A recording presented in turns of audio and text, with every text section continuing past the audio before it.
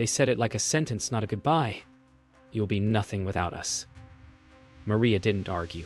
She just stood there, hands trembling, as her daughters packed the last of their things. How long can silence stay loyal before it screams? What does a mother owe to children who forget the hands that raised them? When love turns into debt, who gets to walk away free? The house, once full of laughter, was now just drywall and echoes. Maria's breath fogged the window as they drove away, her reflection fading in the glass like a woman being erased in real time. She whispered to no one. We'll see. Silence had weight now. It filled the walls like fog. Maria wandered through rooms stripped of color, every empty drawer a reminder of love's quiet theft. The phone on the counter didn't ring. The world had moved on without her. Yet, beneath the ache, a strange calm took root. Maybe this was what freedom sounded like. Not applause, not comfort, just the sound of nothing left to lose. She opened the fridge, half an apple, a bottle of water, leftover regret. For years, she'd made meals out of scraps to feed them first. Now, there was no one to feed. The hum of the refrigerator was the only heartbeat left in the house. She found an old envelope of bills, the unpaid ones she used to hide so her daughters wouldn't worry. A small smile crossed her lips. They never even knew what she carried to keep them free. Maybe they never cared to. That night, she locked the door for the first time in her life. Not to keep them safe, but to keep herself whole. The same hands that once opened her home to everyone were finally learning to close. Morning came without permission. Maria woke before dawn, the same way she always had. But this time, there was no one to wake for. No lunches to pack, no voices, just the hum of the city outside her window. The bed felt larger, colder, honest. For the first time, she didn't rush to fill the silence. She sat with it, breathing it in. Maybe this was what beginning again sounded like. Not fireworks, not applause, just breath. Just her. The bills were stacked like little insults. Rent, power, gas. Every envelope whispered, "You can't do this alone." But Maria had learned to read between the lines of fear. She folded each one, set them in order, and whispered back, "Watch me." At the job center, she waited among strangers with tired eyes. Once she'd been the woman who helped others fill their forms. Now she was just another name in line. Shame hovered close, but beneath it, something else stirred. Hunger.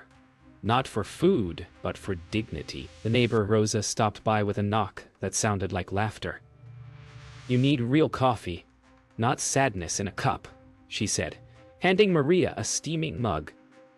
For the first time in days, Maria smiled, not out of politeness, out of relief that someone still saw her. That evening, Maria stood by the window, watching the sky turn gold and gray. For years, she'd built her life around everyone else's tomorrows. Now she didn't know what hers looked like. And maybe that was the best part. Sometimes, the only way to start again is to not know where you're going. The office smelled like dust and coffee. The kind of place that had seen better years, but still kept its lights on. Maria stood in front of the manager, resume trembling slightly in her hand. She hadn't done this in 20 years. "I can learn," she said simply. No fancy words, no begging, just truth. Sometimes the strongest thing a woman can say is, "I can learn." Thomas didn't ask for references. He looked at her hands, steady, capable, and said, "You start Monday." It wasn't charity. It was trust. And for the first time in months, Maria felt her lungs fill all the way. Work became her rhythm. The clack of the keyboard, the scent of paper, the hum of old computers, small sounds that built a new heartbeat. Every task she finished wasn't just work. It was proof. Proof she was still someone. Proof she always had been. Thomas often stayed late too, not talking much, just sharing silence that didn't hurt. One evening he said, "You remind me of my wife." She used to fight the world quietly, too. Maria smiled softly. I'm done fighting, she said.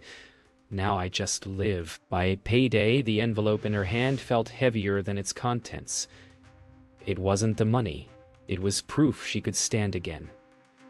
As she walked home, whined, tangled her hair, and for the first time in years, she didn't fix it. She let it move. She let herself move. It started with a laugh, her own. She didn't even recognize it at first. It slipped out while Rosa told a story about burning rice again. For years, Maria's laughter had been something she gave to others. This one, though, it belonged to her. At work, Thomas noticed the change. You've been smiling lately, he said. Is it that coffee you bring, or something better? Maria smirked. Maybe I just stopped apologizing for being happy. Across the city, Sophia's perfect life was cracking. The promotion she'd chased vanished. Her boyfriend packed up and her phone stayed silent when she called her sister. Pride, once her armor, now felt like a cage. She scrolled through old photos of her mother, ones she'd once deleted, and didn't recognize the woman who'd raised her. Lena, too, was unraveling quietly. Her sister's anger had become her shadow, but without Sophia's voice beside her, the silence felt heavy. She missed her mother, missed the way Maria hummed while cooking, the way the house used to smell like soap and hope. She picked up her phone, then set it down again. Guilt louder than courage. Maria's garden had never been much. A few stubborn plants that refused to die.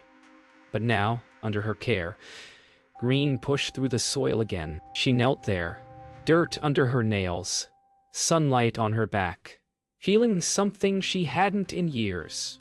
Pride. But the quiet kind. The kind that doesn't need witnesses. It was a Sunday when Sophia showed up, unannounced, uninvited, unchanged.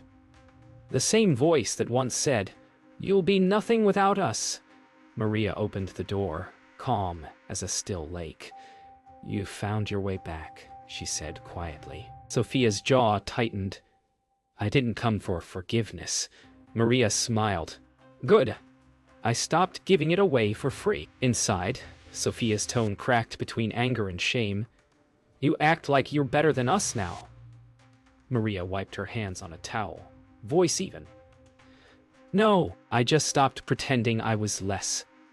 The silence after was heavier than shouting, the kind that makes truth echo. Sophia looked around at the clean counters, the fresh flowers, the quiet order of the place. "You really built all this?"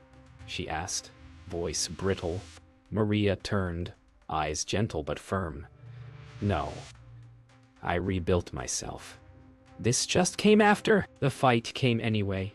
All the words they'd swallowed for years. Sophia shouting about betrayal. Maria finally refusing to shrink. "You left me when I had nothing," Maria said. "You made us feel like we owed you everything." Sophia screamed.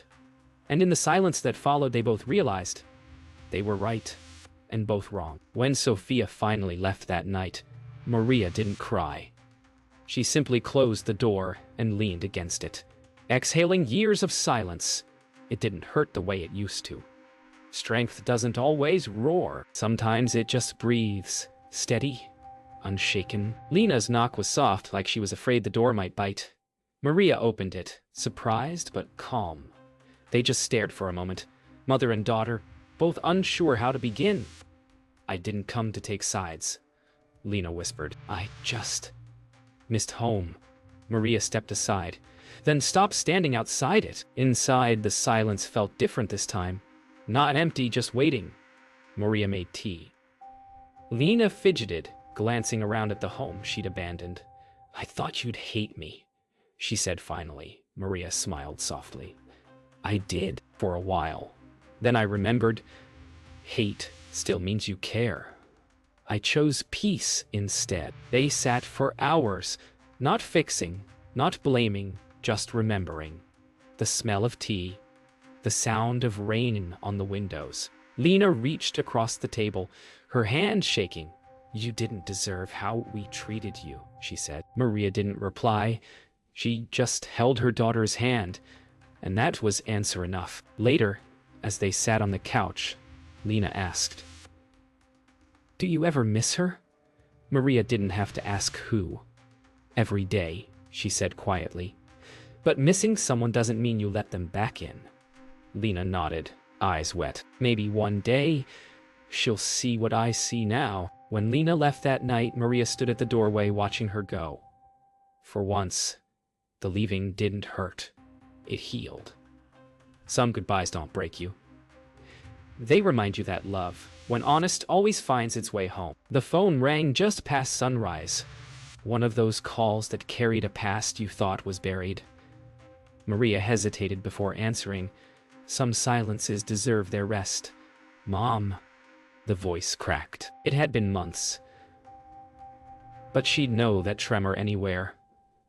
"Sophia," Maria exhaled slowly, steadying her tone. "I'm here." There was breathing on the other end. "Uneven, fragile," Lena said. "You're different." "Said you're doing well." "I am," Maria replied. The words felt foreign once, now they fit like truth. Then came the confession, small and broken. "I lost my job. My apartment." He left. "Everything's gone." Maria looked out the window, the morning sun painting her kitchen in soft gold. "Then, it sounds like you finally have space to build something real." Sophia's voice trembled. "I don't know who to call anymore." Maria smiled gently, eyes distant but kind. "Then start with yourself, Hija." That's who I called when no one else answered. When the line went dead, Maria didn't cry. She set the phone down and leaned on the counter, feeling the stillness settle like dust. Once, a call like that would have broken her. Now it only stirred something gentle, compassion, but not surrender. She walked to the living room, each step echoing softly on the old floorboards. The photo frame she'd turned face down months ago waited on the mantel. Her fingertips brushed its edge before lifting it upright. There they were, two girls with sunlight in their smiles, long before resentment had a name. Maria whispered to the picture, "You were worth every storm." Then she smiled, not from nostalgia, but from peace. Healing isn't about erasing the past. It's about letting it take its rightful place. Behind you. Across town, Sophia sat in a dark apartment that didn't feel like hers. Boxes half-packed, dishes undone, bills unopened. Her reflection stared back from the black TV screen, tired, unrecognizable. She scrolled through her contacts. Names filled the list, but none were safe to call. She thought of her mother, the woman she once dismissed as weak. Too soft for the world. Now she saw her differently. Not broken, just quiet in her power. Sophia whispered to herself, "She made it without us." Then, softer, almost a prayer, "Can I?" Sometimes the hardest mirror to face is the one showing who you could have been if pride hadn't spoken first. Lena visited her mother the next afternoon. The house smelled like jasmine and coffee. The scent of something alive again. "You look happy," she said, handing Maria a small bag of fresh bread. Maria chuckled, brushing soil from her hands. "Happiness doesn't mean everything's fixed. It just means I stopped waiting for someone else to fix it." They ate in the garden, surrounded by color. Lavender, mint, small wildflowers growing wherever they pleased. Lena looked around and whispered, "You made this from nothing." Maria smiled. "No, Mia. I made this from what was left." By evening, Maria stood by the window, her ritual at sunset. The sky was on fire, gold, bleeding into violet. She thought of Sophia, alone, but learning. Of Lena, brave enough to come home. Of herself, the woman everyone said would crumble without them, now standing taller than ever. Strength, she realized, was never loud. It wasn't in shouting or proving. It was in waking up every day and choosing peace over pain. She whispered into the light, "You were wrong, my loves. I was never nothing without you. I just hadn't met myself yet. Outside, the wind moved through the garden, carrying her words into the fading day.